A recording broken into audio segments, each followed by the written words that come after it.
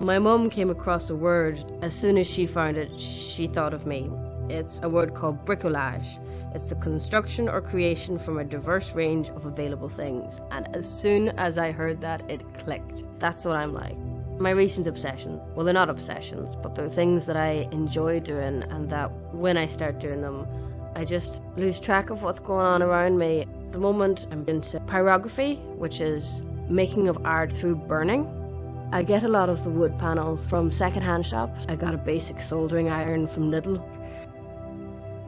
My other craft crush at the moment has been fantasy fashion. Me and my friends over the COVID lockdown couldn't meet up, so we went online so that we could play D&D together, but we felt very disjointed. So I took lino offcuts and made my friends some fantasy armour to make clothing options that really bring our fantasy to life.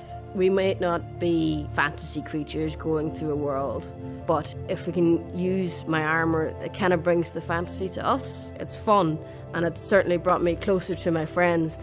For this current project that I'm showing you here, I decided to take influence from one of the scariest fish in the ocean, the anglerfish. So I wanted to make a helmet that was more me, that there's still multicoloured and copper, but I want to have the mask that I could magnetise it and attach it to the helmet for, say, Halloween coming up.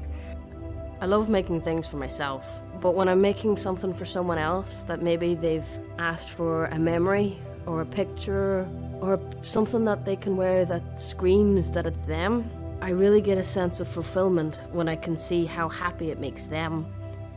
I did a photo a day challenge on Facebook a number of years ago. Through that, I discovered that I loved taking pictures of sunsets. And the colours and variation of colours are so inspiring and unique. And I've always wanted to bring the colour into my life. I'm a very colourful person because there's a dark side to everybody, and I don't like showing my dark side. I like being open and optimistic and colourful so that maybe somebody else who isn't going through a good time can at least see that I'm trying and that they can too. I've had sensitive skin from a young age, and I've always known that if I don't keep my hands busy, then at some point I'll itch, and at some point I'll have to go to a doctor's, and nobody wants that.